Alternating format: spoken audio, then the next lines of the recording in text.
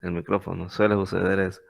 Bueno, les decía que las cucarachas estas, estas otras las podemos distinguir bien cuando las alas están cortas. Si las alas están pequeñas, entonces estamos frente a una ninfa terrestre, igual que acá. Si las alas fueran pequeñas, estaríamos frente a una ninfa terrestre, que es de tipo Paurometábola. Les decía que estas no desarrollan alas, así que aquí no se va a notar, pero en estas sí. Si del día de mañana ustedes encuentran una chinche, una cucaracha o una langosta de estas y las alas no están grandes como aquí están completas, entonces estos son adultos. Pero si las alas estuvieran chiquitas, entonces usted inmediatamente va a decir, esta es una ninfa. Parece que alguien escribió ahí. Vamos a ver.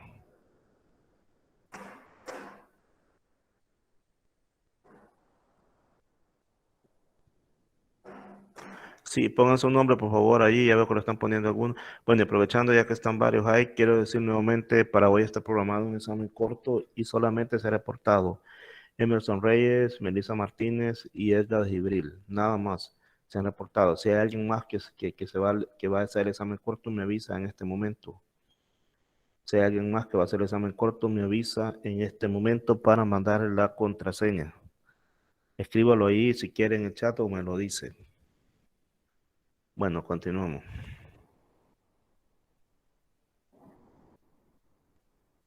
Y aquí estamos viendo los estadios de un individuo que es paurometábono. Aquí está el huevo, estos son estados inmaduros y este es el adulto. Observe usted que las alas no están desarrolladas. Aquí no están desarrolladas las alas.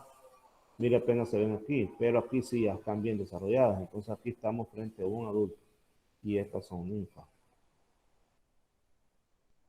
Bien, también podemos encontrar los hemimetábolos. Acabamos de hablar de paurometábolos, ahora vamos a hablar de hemimetábolos. ¿Cuál es la diferencia acá? Que la ninfa ya no es en la superficie terrestre, sino que es acuática y por lo tanto recibe el nombre de náyades. Ahora, como estas son acuáticas, respiran por medio de branquias, creo que lo vimos la vez pasada. Estas respiran por medio de branquias y el adulto es de vida aérea o epígea, también la puede conocer usted. Usted ha visto libélulas y resulta que estas libélulas en su vida juvenil son ninfas. Esta es una ninfa.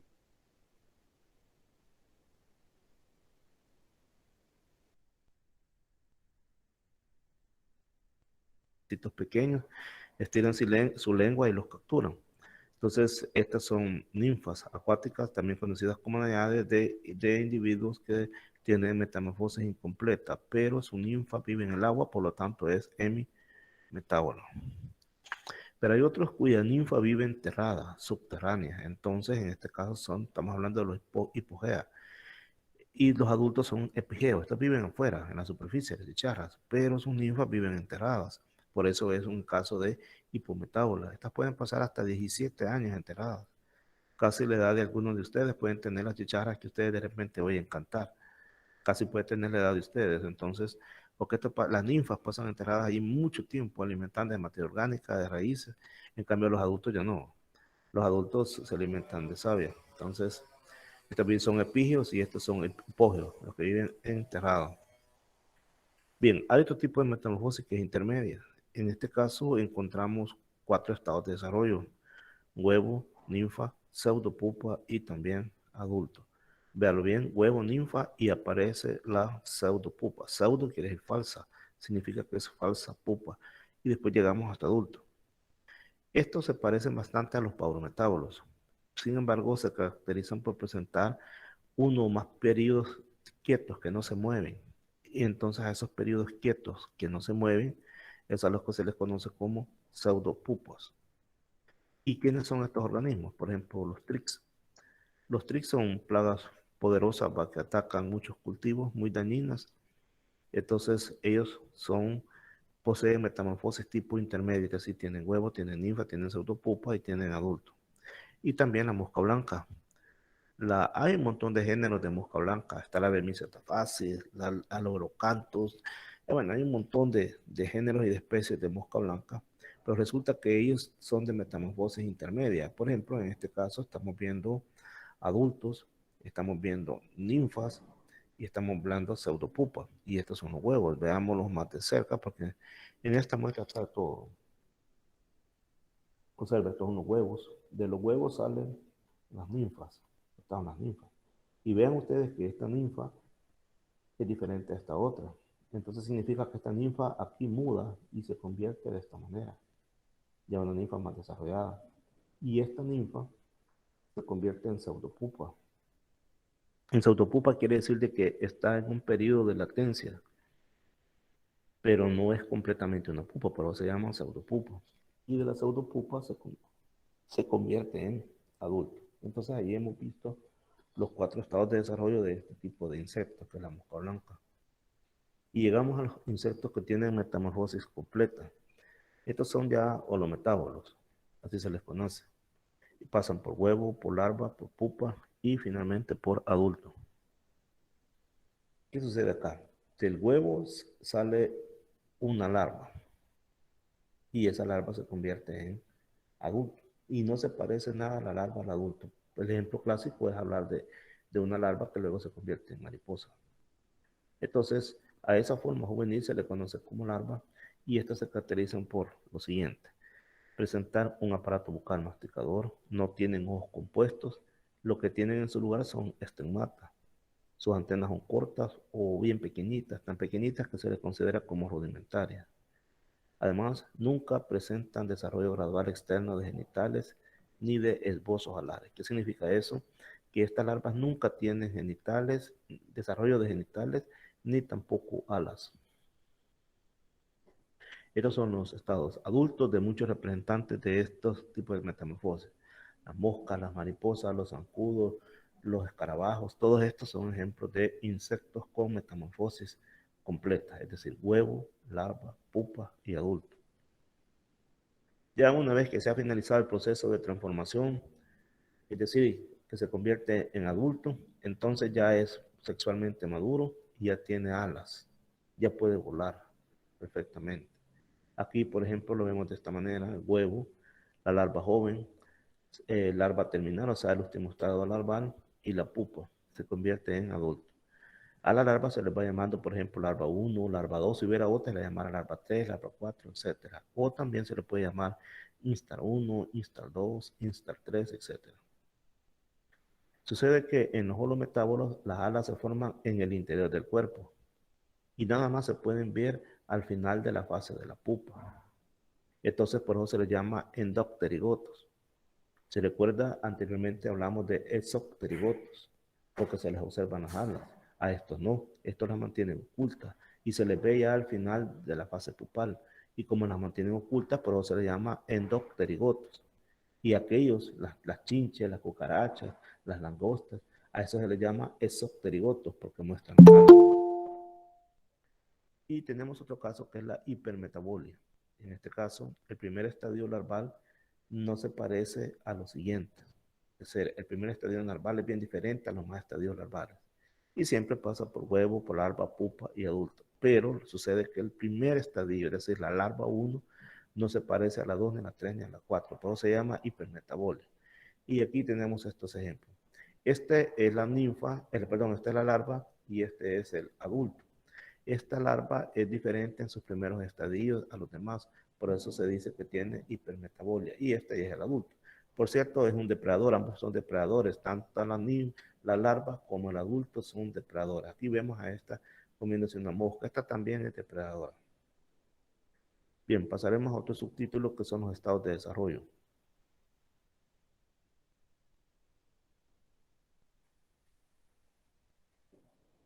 Melissa, creo que es el examen ahora, sí. El examen ahora. Pasaremos a ver los estados de desarrollo. Y vamos a iniciar con los huevos. Ustedes observan aquí diferentes tipos de huevos. No todos los huevos de insectos son iguales. Obviamente aquí están siendo vistos a través del microscopio de una lupa. El huevo en realidad tiene, como si estuviéramos viendo un huevo de gallina, como si estuviéramos hablando de un huevo de gallina que tiene la clara, tiene el embrión, tiene una cáscara, igual, ¿verdad? Entonces, no todos son iguales y tampoco la forma en que los ponen los insectos es la misma. Luego de los huevos aparecen las ninfas, pueden aparecer las ninfas o pueden hacer las larvas. Hablemos de las ninfas. Estos son ejemplos de ninfas. Muchas veces las ninfas, muchas veces las ninfas las podemos encontrar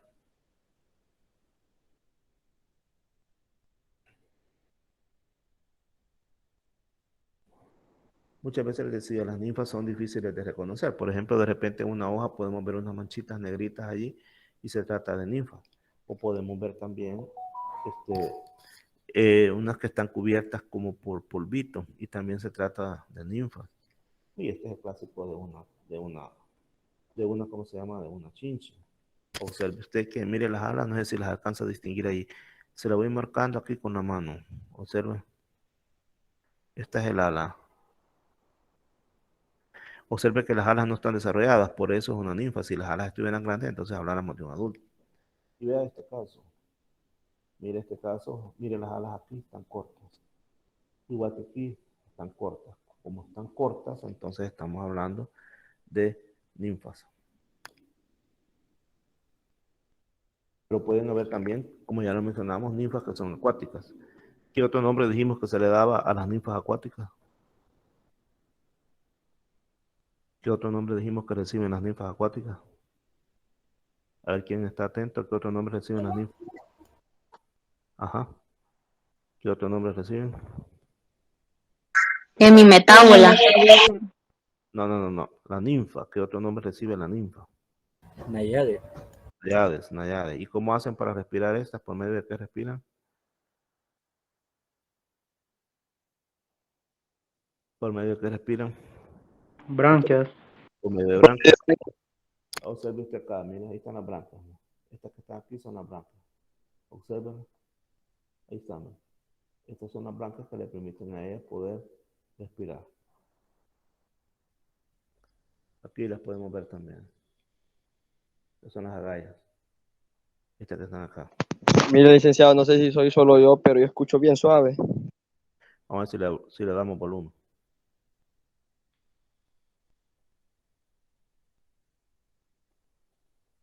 Me va a tocar que editar porque tiene todo el volumen. Vamos a ver.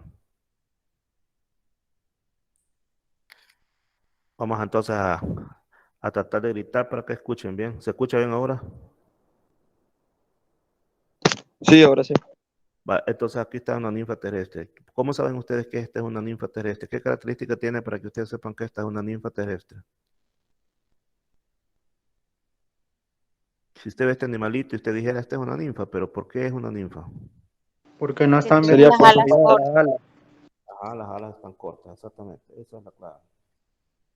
Y esta es una larva.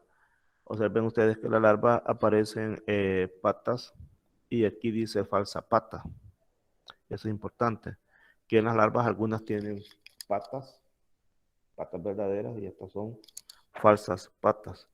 Las patas verdaderas son las que están en el tórax, son las que se van a convertir en patas cuando estén adultos, patas verdes. Se van a mantener ahí como patas, pero estas falsas patas están en el abdomen y desaparecen cuando se convierten en adultos, por eso se les llama falsas patas.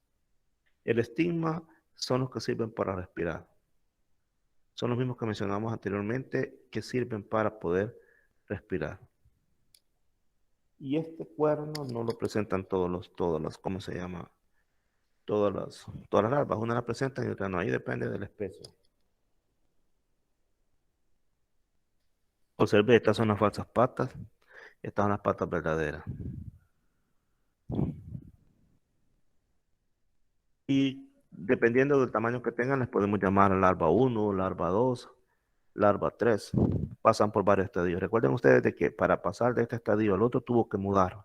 Aquí mudó y aquí también mudó. Aquí ya está preparando para convertirse en ¿qué? Después de larva, ¿qué es lo que sigue? En metamorfosis completa, después de larva, ¿qué es lo que sigue? ¿Qué es lo que sigue después de larva? Pupa. La pupa. Entonces aquí está por convertirse en pupa. Miren, ya cambió la forma, observenla. Ya cambió la forma, ya va para pupa. Bien, ahora veamos tipos de larvas. Resulta que no todas las larvas son iguales, entonces de acuerdo a eso reciben diferentes nombres. Por ejemplo, existen las carabiformes. Esta es la de una luciérnaga y esta es la de una mariquita. Entonces, se reciben el nombre de carabiformes. Su característica es que el cuerpo es aplanado, tiene patas largas o cortas, no tienen apéndices caudales, o sea que aquí no tiene apéndices en la cola. Se parecen a las larvas campodeiformes pero tiene patas y cercos cortos. Ya vamos a comparar las campodeiformes. Estas se parecen a las campodeiformes. Estas son carabiformes. Estas son las campodeiformes. O sea, viste que esta tiene aquí filamentos en la cola. Tiene filamentos caudales. Estas no. Estas no tienen filamentos en la cola. Estas sí. Estas sí tienen filamentos en la cola. Hay otras que no tienen patas. Como no tienen patas, se les conoce como vermiformes. También se les conoce como ápodas, porque no tienen patas. Forma alargada y cilíndrica y no tienen patas. Estas las vamos a encontrar son las larvas de las moscas. También las larvas de los zompopos, las larvas de las abejas, de las avispas. Todas esas son vermiformes. Y hay otras que son las escarabaiformes, que esta es la famosa gallina ciega. Tienen forma de C, siempre están dobladas como si fueran una letra C, forma de C. La cabeza está bien desarrollada, tienen patas, pero no tienen propatas. Propatas es el nombre que se les da a las patas falsas. ¿De acuerdo? Ese es el nombre que se les da a las patas falsas, propatas. Estas no tienen propatas. Y la cabeza está bien desarrollada. Y estas son las eruciformes. Esto de que tengan pelitos acá pueden o no pueden tener. Algunas son peludas, por cierto, todas las que tengan así ornamentaciones son muy peligrosas, no hay que tocarlas porque aquí te tiran un ácido, entonces estas no se tocan.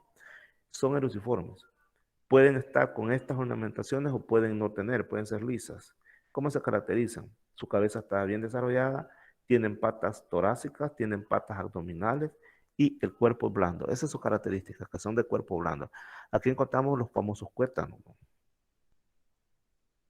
Este es, por ejemplo, una larva que ataca el maíz. Este es el gusano cogollero. Mire, a las patas aquí les vamos a llevar, también se les da el nombre de espuripedios, estas patas falsas, así se les da el nombre de espuripedios, y estas son las patas torácicas, las propias que están ahí. Hay otras que se conocen con el nombre de limasiformes. En este caso tienen un montón de patas en el abdomen. Miren estas cuántas tienen, exageradas, tiene 1, 2, 3, 4, 5, 6. 6 pares de patas, tiene bastante, entonces por eso se llama limasiforme. Pata falsa. Y llegamos a los gusanos de alambre, estos son los elateriformes. Cuerpo cilíndrico y alargado, exoesqueleto duro, son bien duras, ¿verdad? Y sus patas son cortas. Por eso se les llama gusanos de alambre o elateriformes. También hay unos que son más grandes, son los cerambiciformes. Así son también los adultos, son grandes. Son cilíndricas, un poco aplanadas, pueden ser blanco cremosas y tienen patas pequeñas. Apenitas se le ven las patas a estas, son tipo cerambiciformes. También están los famosos abrojitos. Estos abrojitos son anaranjados o amarillos y tienen estas ramitas, así como esta que usted le ve acá.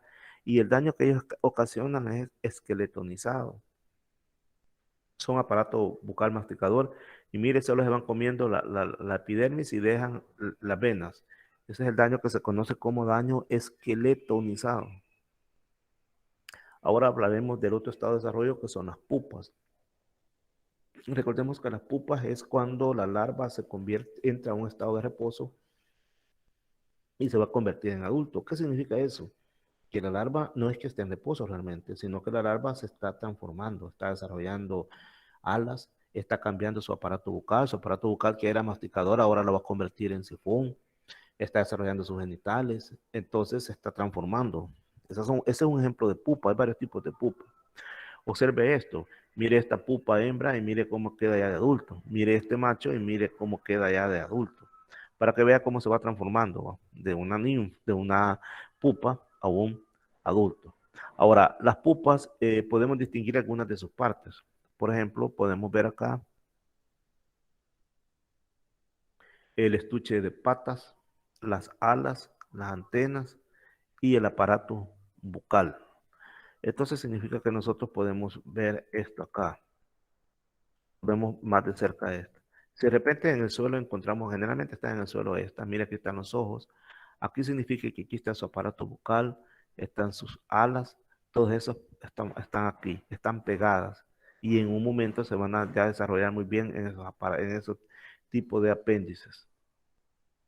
Y ahorita no, porque todavía se está transformando. Hay diferentes tipos de pupas. Esta que empezamos a ver se llama como octeta o cubierta. Se llama octeta o cubierta. Y estas son las crisálides. O sea que una pupa puede desarrollar un cocón que la protege. Si nosotros abrimos estas cuestiones, allá adentro vamos a encontrar una pupa. Esto es nada más para protección. Observe usted que mimetiza con el ambiente. Por ejemplo, esta mimetiza con las hojas para que no sea tapada por los depredadores, igual que esta. Estos los depredadores, miren, esta mimetiza con la rama. Entonces, de esa manera los depredadores al verlas ya no las capturan. Esta no sé de qué manera ayudará esta a este tipo de color, que a nosotros nos parece muy llamativo, pero hay que tomar en cuenta lo siguiente, que los insectos, la luz, el color de la luz, de los colores que nosotros vemos no es el color que ellos ven. Que probablemente para un insecto este color amarillo no es amarillo, sino que hace otro tipo de color que ellos lo pasan desapercibido. Por eso mismo ha de recurrir a este tipo de decoración esta crisálida. Bien, hay unas pupas que son exhaladas o libres. En este caso nos encontramos frente a lo siguiente. Observe usted, mire, esta es una larva que ya se convirtió en una pupa. Véala bien. Véala bien, porque vamos a ver en qué se diferencia una exhalada de una octeta. Guáchala bien. Miren. ¿En qué cree usted que se diferencia una exhalada de una octeta? Le voy a poner una octeta que a la par solo ¿cómo se llama? Para efectos de comparación. Oye, para que no nos olvide, vamos a ver.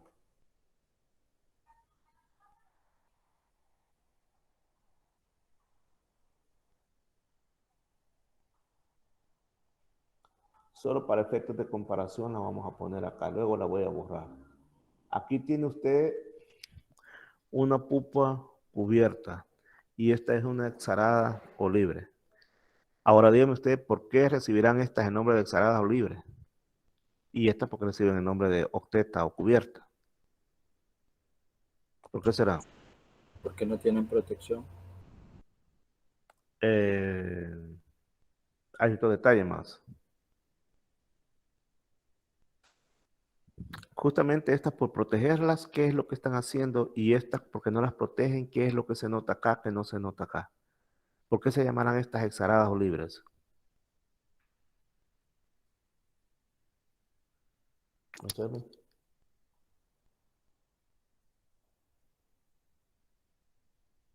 ¿Recuerda lo que dijimos que había acá? Ahora mire acá. Entonces, ¿por qué se llamarán estas exhaladas o libres? Piensa. No tienen bien desarrolladas las alas, las cucharadas. No, no. Fijémonos en esta. Fijémonos en esta si quieren. Compare esta con esta. ¿Qué diferencia nota?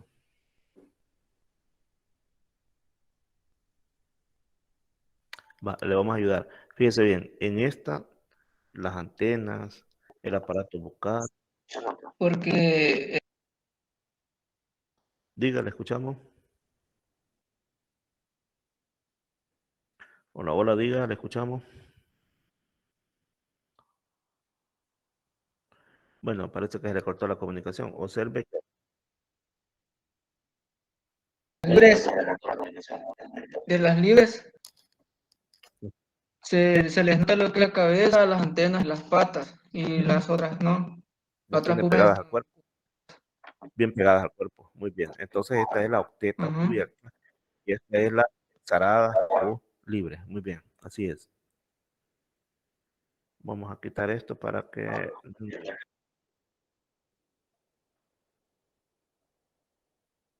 Ok, así es la cosa. Muy bien. Y esta es la coartada u oculta. Aquí no se ve nada. Mire, aquí no se ve nada, solo se ve como un saquito. Por eso se llaman coartadas u ocultas, porque no se ve nada. Y llegamos a los adultos. La idea de los adultos es esto, procrearse. Aquí está un macho con una hembra, la idea es esa, procrearse, nada más eso. Por eso es que ellos duran poco tiempo, no duran mucho. Incluso hay unos que ni siquiera se alimentan, solamente van a procrearse. Entonces no duran mucho, algunos. Y se alimentan en pocos días. Y aquí estamos viendo también a una mariposa que está emergiendo ya de la pupa, convirtiéndose en adulto, que va a ir a hacer lo mismo.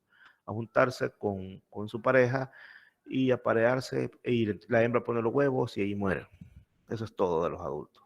Recuerden ustedes que en adultos ya no hay metamorfosis. Ya no hay, perdón, ¿cómo se llama? Sí, ya no hay metamorfosis ni tampoco haya mudas. Un pequeño repaso. A ver si me ayudan. Vamos a ver los tipos de metamorfosis. Vamos a ir uno por uno. Vamos a ver, ¿esta qué tipo de metamorfosis es? La chicharra.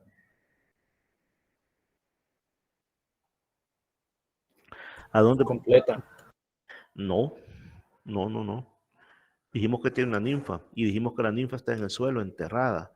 Entonces, ¿cómo se llama ese tipo de metamorfosis cuando la ninfa está enterrada en el suelo? Así es la hipometábola. Exacto. Ahora, este que está aquí, ¿qué tipo de metamorfosis tendrá?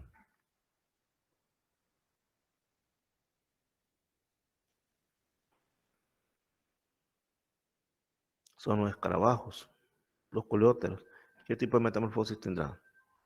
Bien, todos los escarabajos, los escarabajos son coleópteros, entonces todos ellos tienen metamorfosis completa, es decir, huevo, larva, pupa y adulto. Y esta imagen salió mal. Estos son unos animalitos que vamos a ver en el suelo. Ellos no cambian, así como están acá, así van desde chiquitos hasta grandes, entonces son ametábolos, no tienen metamorfosis.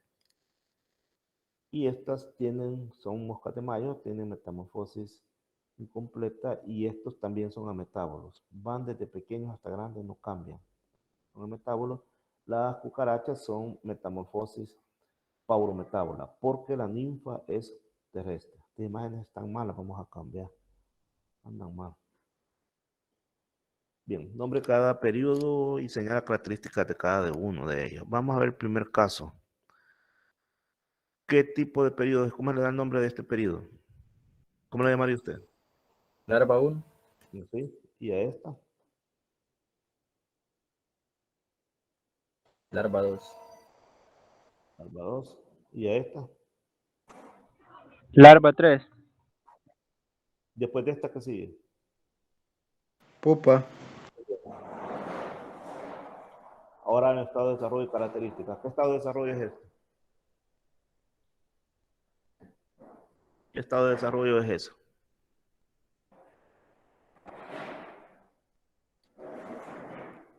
Ninfa. ¿Y por qué dice usted que es ninfa? ¿Por qué dice Que usted? tiene las alas cortas. Muy bien. Tipos de larvas. Vamos a ver cómo andamos con los tipos de larvas. ¿Qué tipo de larva es esta?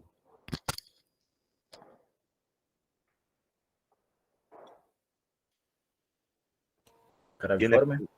campo deiforme porque tiene filamentos en la cola. ¿Y esta? Esa es la carabiforme. Muy bien. ¿Y esta que no tiene patas?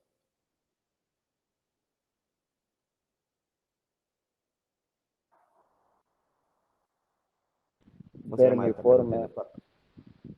Vermiforme, muy bien. ¿Y este Vermiforme. gusano del hambre? No, el gusano del hambre.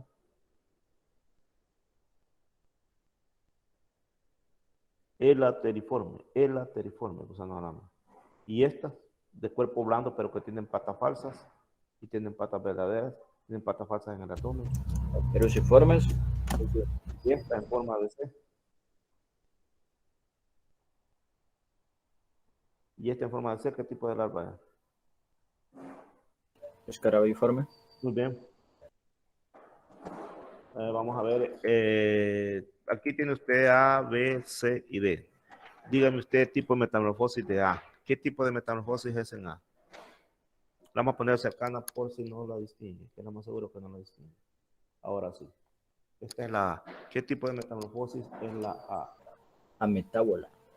Y eso significa que Solo crece en tamaño. exactamente. Ahora vamos con esta. ¿Qué tipo de metamorfosis es esta?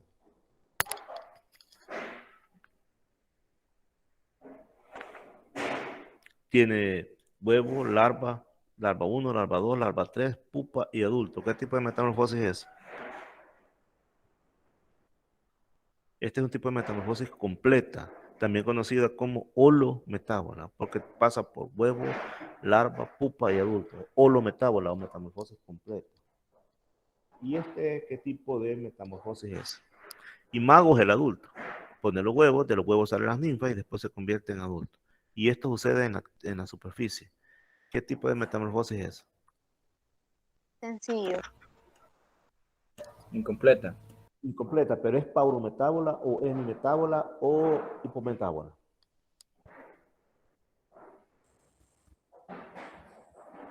Hemimetábola. Es paurometábola porque está sobre la superficie. Paurometábola. Y en este caso tenemos los adultos y tenemos las larvas, las ninfas que están en el agua. Aquí, fíjense que aquí vamos a tener cuidado, porque fíjense que aquí dice larva. En algunos documentos le ponen larva, pero estas no son larvas, son ninfas. Aquí vamos a tener cuidado, porque a veces se equivocan en internet. Esto no es larva, esto es ninfa. Pero en todo caso es una ninfa que está en el agua. Entonces, ¿cómo se le llama a esta metamorfosis que una ninfa está en el agua? ¿Cómo se le llama? Hemimetábola. Muy bien, correcto. ¿Y esta, la cucaracha? ¿Qué tipo de metamorfosis es? Paurometábola. La metábola, muy bien. Correcto. Entonces vamos a continuar con otra clase porque todavía tenemos chance. Vamos a ver si logramos hacer algo porque van a entrar a un examen los estudiantes y les tengo que mandar un mensaje. Pendiente que van a hacer el examen, ya les voy a enviar la contraseña. Bien. Vamos a hablar ahora sobre la reproducción en los insectos. ¿Cómo se reproducen los insectos? Y hay varios tipos. Oviparidad, viviparidad, ovoviviparidad, poliembrionía, hermafroditismo, partenogénesis y paedogénesis. Parece que alguien tiene ahí encendido su micrófono, por favor lo apaga. Bueno, gracias. Tenemos la oviparidad. En este caso, los embriones se desarrollan a partir de un huevo. Simplemente, por eso se llama así, oviparidad. Los embriones se desarrollan a partir de un huevo. Pero también tenemos casos de viviparidad. En este caso, los embriones se desarrollan directamente dentro de la madre. Es decir, no necesitan huevo. En este caso, sí, necesitan huevo, los ovíparos. Pero los vivíparos no. Aquí no necesitan huevo. También tenemos ovoviviparidad. En este caso, los embriones se desarrollan dentro de los huevos, pero en el interior de la madre. ¿Qué significa esto? Que ya cuando nacen, ¿cómo se llama? Bien formadas las criaturas, ya no nacen un huevo, pero se estuvieron formando dentro de la madre, dentro de un huevo. Por eso es ovoviviparidad. También existen los casos de poliembrionía, que como su nombre lo dice, hay muchos embriones. Se producen 2 o más embriones dentro de un solo huevo. Y, por supuesto, tiene que haber hermafroditismo. En este caso, en el mismo insecto se desarrollan tanto óvulos como espermatozoides. Los insectos presentan algunos casos de hermafroditismo, también de partenogénesis. En el caso de la partenogénesis significa que el óvulo tiene la capacidad de desarrollarse sin que haya sido fecundado. Esto se da bastante en las abejas. Las abejas pueden fecundar huevos sin necesidad de haber sido fecundadas previamente. Hay diferentes tipos de partenogénesis, de acuerdo al sexo, a la ascendencia. Por ejemplo, tenemos anfitoca si la descendencia incluye machos y hembras indistintamente, pero arrenotoca cuando solo hay como descendencia machos, y telitoca cuando solo nacen hembras. Esto es en los casos de partenogénesis. Comprendamos esta imagen que está acá, las abejas. Fíjense bien, las abejas tienen, las hembras tienen 32 cromosomas. Ese es un número diploide. Los machos tienen 16 cromosomas, entonces ellos tienen un número haploide. Las hembras tienen 30, es diploide y en los machos es haploide. Ahora, como es diploide en las hembras, entonces entran en meiosis. Y si es así, el número de cromosomas se reduce a la mitad. Por eso tenemos que los gametos tienen ahora 16 cromosomas. Ahora, de un gameto de estos directamente se puede convertir en macho. O un gameto de estos se puede unir con un espermatozoide y al hacerlo van a fecundar una hembra. Entonces, ¿en qué dilema estamos acá? Que en las abejas los machos son partenogenéticos, los machos, es decir, los zánganos. Sin embargo, las hembras son desde el proceso normal que todos conocemos, de la unión de un espermatozoide con un óvulo. Por eso, en este caso, vemos que tiene 32 cromosomas y el macho solo tiene 16. Los invito a que vean esta imagen y me digan si tienen dudas para volverle a explicar. Revísenla, por favor.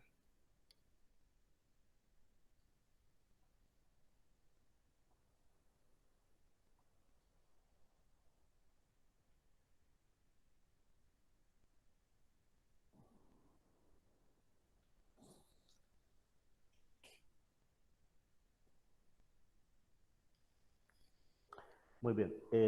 Voy a preguntar para ver si han comprendido. ¿Por qué acá el macho tiene 16 cromosomas y la hembra tiene 32? ¿Alguien me explica por qué los hijos, a los machos, la salieron de 16 cromosomas siendo ella de 32? ¿Alguien me explica eso?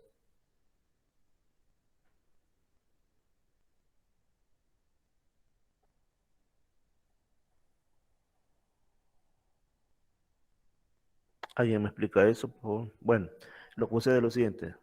Para esto necesito que ustedes hagan memoria de biología general. En biología general tuvieron que haber visto cuando se dan los procesos de meiosis, de espermatogénesis y de ovogénesis. Es decir, cuando el número de cromosomas se reduce a la mitad. Por si ya se les olvidó, lo voy a explicar ahorita para el caso de nosotros, los humanos. Nosotros tenemos 46 cromosomas. Lo voy a hacer en una diapositiva aparte, permítanme. Lo vamos a hacer acá para que me lo comprendan, porque si no, no me lo van a entender. Fíjense que nosotros tenemos 46 cromosomas, por lo tanto somos 2N. Esto en las células somáticas, pero tenemos 23N en las células sexuales. En este caso,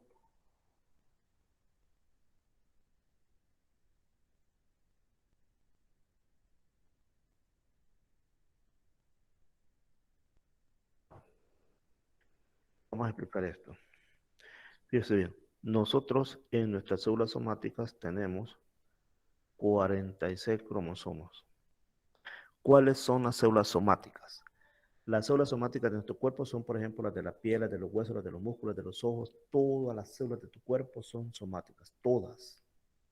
Todos tus tejidos, todos tus músculos son células somáticas. Pero también tenés células sexuales. ¿Cuáles son las células sexuales? En los machos, los espermatozoides, y en las hembras, los óvulos. Resulta que en las células somáticas hay 46 cromosomas, pero en sus espermatozoides o en sus óvulos hay 23. Significa que si a alguien, por ejemplo, le toma una muestra de un tejido, le parece de hígado, de páncreas, del intestino, del estómago, de cualquier parte, le toman una muestra y van a observar una célula. Van a encontrar cuántos cromosomas, 46. ¿Por qué? Porque es una célula somática. Pero supóngase que ahora lo que se va a observar es un espermatozoide o un óvulo. ¿Cuántos espermatozoides va a encontrar ahí? 23. ¿Estamos? Quiero hacer un ejercicio para ver si comprendimos. A usted, por ejemplo, le toman una muestra de la columna vertebral de los cartílagos, mejor dicho, de las costillas. Le toman una muestra de una costilla y van a observar una célula. ¿Cuántos cromosomas hay allí en esa célula? 46. 46. Ahora le van a tomar una muestra de espermatozoides. ¿Cuántos cromosomas van a ver en su espermatozoide?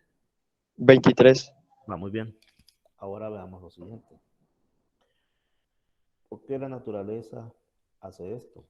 Bueno, resulta que en los testículos y en los ovarios están las espermatogones y los ovogones y sufren meiosis, es decir, sufren gametogénesis o sufren espermatogénesis. Y de ahí se forman células sexuales, espermatozoides y óvulos con 23 cromosomas. ¿Pero por qué? Por lo siguiente. Imagínese usted, me va a tener paciencia porque voy a hacer un dibujito acá.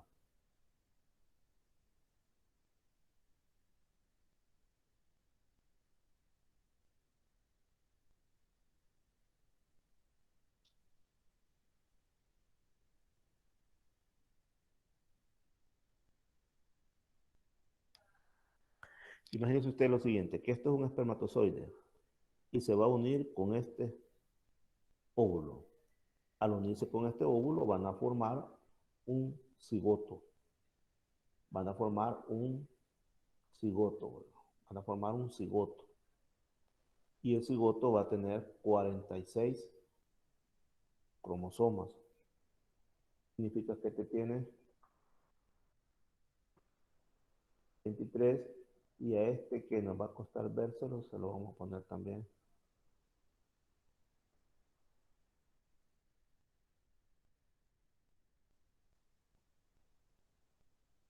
Bueno, para eso se distingue.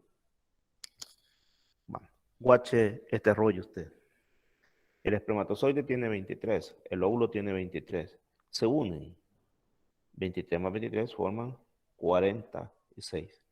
¿Alguien me podría decir en este momento por qué la naturaleza ha dotado a los espermatozoides y óvulos de 23 cromosomas y no de 46? ¿Alguien me podría decir por qué será eso? Piénselo. Mire lo que le acabo de explicar. Piénselo.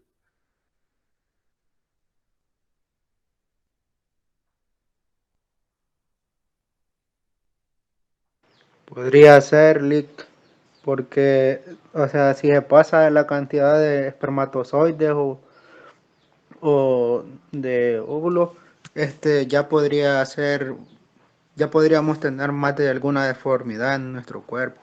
Yo creo que lo que usted me trata de decir es lo siguiente, que si aquí fueran, por ejemplo, 46 y aquí fueran 46, entonces el cigoto fuera de 92 y ya no sería un ser humano, porque el ser humano tiene 46. Entonces la naturaleza, para evitar eso, le ha reducido el número de cromosomas a los espermatozoides y se lo ha reducido a los óvulos, con la esperanza que se vuelva a recuperar el número 46 cuando se una un espermatozoide con un óvulo. Por eso es que a la meiosis se le conoce como división reduccional. ¿Por qué reduccional? Porque reduce el número de cromosomas a la mitad. Significa que esto es N, este es N y este es 2N. Véalo y me dice si lo entiende o si necesita otra explicación.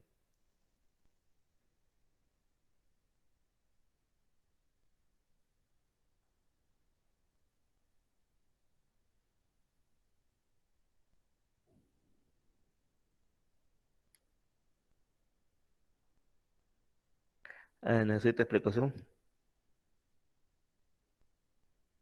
Bueno, entonces tal vez ahora comprendamos esto. Yo hice una pregunta. ¿Por qué de aquí esta hembra ha tenido aquí un varón con 16 y ella tiene 32? ¿Qué pasó acá?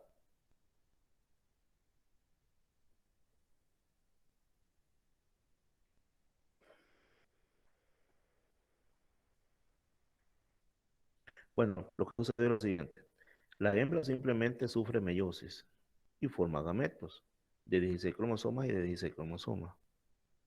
Si se trata de un espermatozoide, entonces este espermatozoide de 16 cromosomas se va a transformar en un individuo, siempre de 16 cromosomas, en un macho. Aquí, este espermatozoide, él solo comienza a multiplicarse para formar un individuo, sea un macho. Pero, ¿qué sucede en el otro caso? Formó un óvulo. Este óvulo también tiene 16 cromosomas, pero este óvulo, para formar un nuevo individuo, se va a unir con un espermatozoide. Y el nuevo individuo va a ser de 32, igual que la madre. Pero este espermatozoide, ¿de dónde viene? Viene de un macho. Este macho tiene 16 cromosomas, entonces sus espermatozoides también van a tener 16 cromosomas. Es decir, no sufren meiosis, lo que sufren es mitosis. Aquí lo que hay es mitosis. ¿Por qué? Porque sus espermatozoides simplemente se multiplican. Y este espermatozoide de 16 se va a unir a un óvulo 16 y va a formar un individuo de 32, que en este caso va a ser una hembra. Por lo tanto, entonces, en las abejas los machos van a ser... Otra pregunta, vamos a ver si me responden. ¿Los machos en las abejas son N o 2N? Repito la pregunta. ¿Los machos en las abejas? Serían no, sería un N porque cuando es fecundado por hembra y macho sería 2N porque cada quien aportó 16 cromosomas. Muy Y en bien. el caso del macho, como solo aportó la hembra, solo sería N. Sería haploide el macho y la hembra sería diploide. Muy bien, excelente, así es. Así es, muy bien. ¿Entendieron entonces? Bueno, el otro caso es la paedogénesis. Este caso es bien importante, fíjese. porque acá estamos frente a larvas y ninfas que, imagínense, en estado larval y en estado ninfal se reproducen sin necesidad de llegar a ser adultos. Ya son capaces de reproducirse, tanto las larvas como las ninfas. A eso se le conoce como paedogénesis. La paedogénesis tiene sus propias características. En este caso, la hembra pone los huevos de los cuales se desarrollan las larvas. Estas no se van a transformar en pupas. Las larvas se comen, o sea, se alimentan de la misma madre. Después de que se la han comido, salen y comienzan una vida independiente. Ahora hablaremos sobre la actividad reproductiva. La cópula es cuando el macho se une a la hembra. Algunos lo pueden hacer bajo el agua, otros cuando están volando. Muchas veces ustedes han visto a las mariposas en vuelo copulando, o también los zancudos. En la cópula el papel activo lo desempeña el macho. ¿Por qué? Porque la hembra libera feromonas y el macho trata de ubicar esas feromonas para luego copular, o sea que les anda en la rebusca. Para ello también tiene órganos visuales, olfativos, auditivos más desarrollados que la hembra.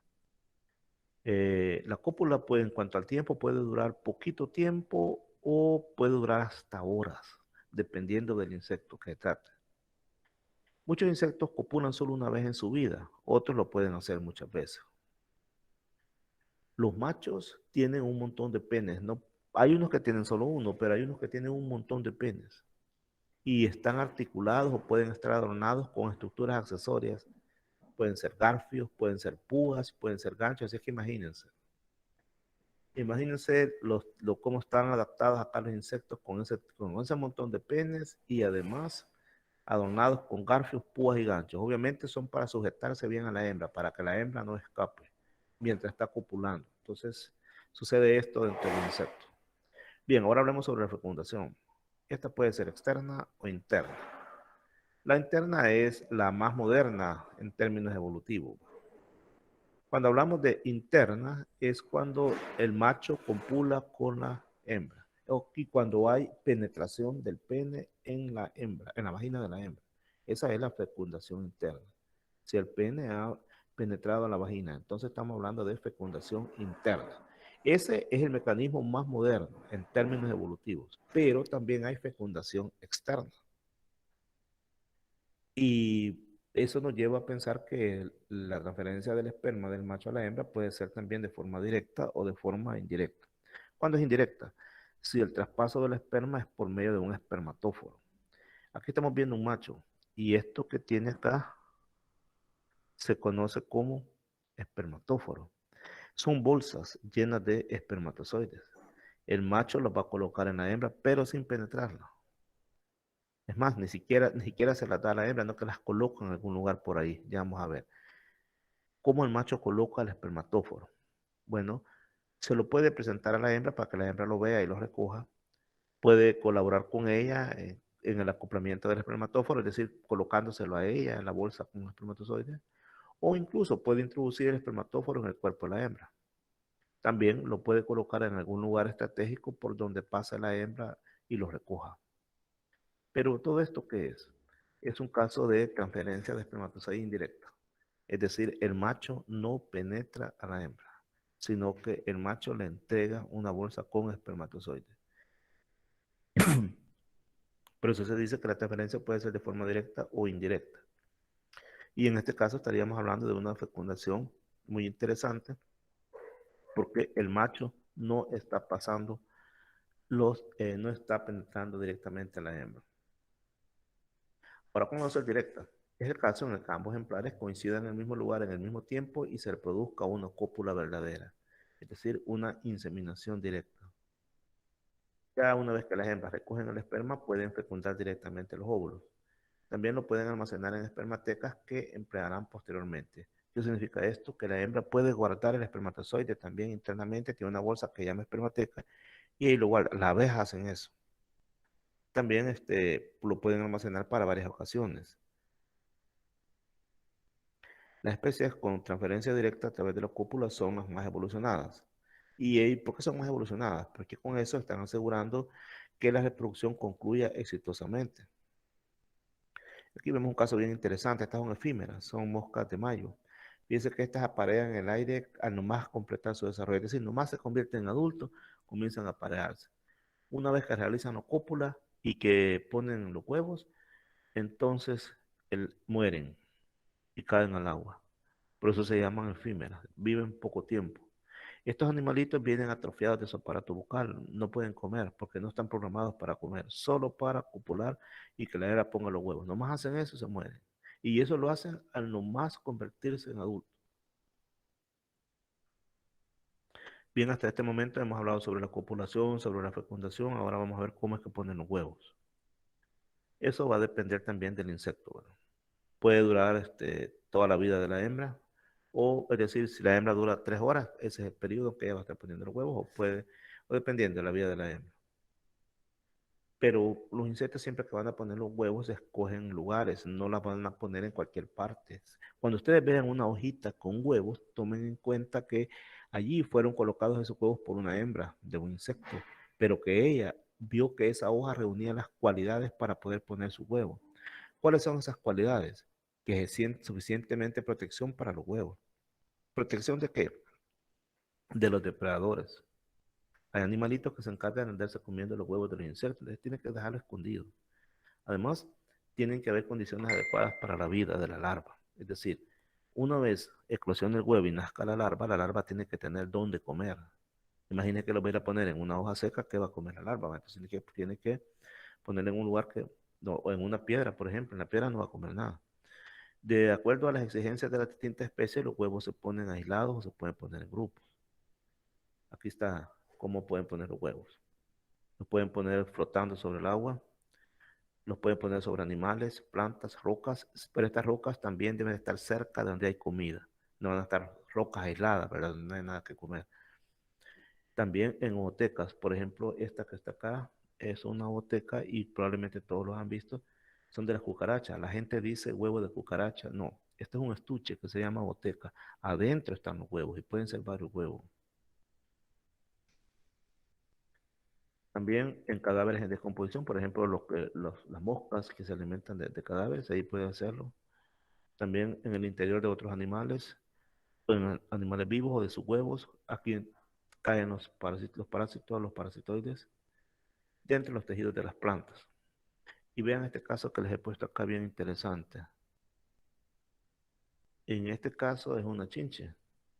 Y esta chinche aquí carga un montón de huevos, es un macho. En este caso la hembra busca al macho y pone sus huevos encima de él. Y entonces el macho es el que carga los huevos, mientras ella anda divirtiéndose por otro lado. Ahora, ¿por qué la hembra se los va a poner al macho? Porque el macho pues los va a cuidar mejor que ella. Entonces, por eso, para protección, se los pone en el dorso a ellos para que los cargue, para que los cuide mejor. Y aquí nuevamente vemos casos como los insectos copulan y ponen sus huevos. Algunos lo hacen de forma discreta, aislada, nadie se fija, pero otros hacen una gran bulla, ¿va? Por ejemplo, estas son las moscas de mayo. Miren todos esos puntitos blanquitos que ustedes están viendo ahí. Son insectos, son millones de millones de millones que están poniendo sus huevos. Igualmente ponen los huevos, así se mueren ellos. Entonces, algunos lo hacen discreta y otros hacen una gran bulla, a eso se refiere. Este es el caso de las efímeras que se congregan en grupos de millones de individuos sobre lagos, ríos para poder reproducirse. Un resumen de la clase de ahora es que la mayoría de insectos tienen sexos separados y para reproducirse tienen que aparearse. Pero hay casos de especies que son parteноgenéticas y también hermafroditas.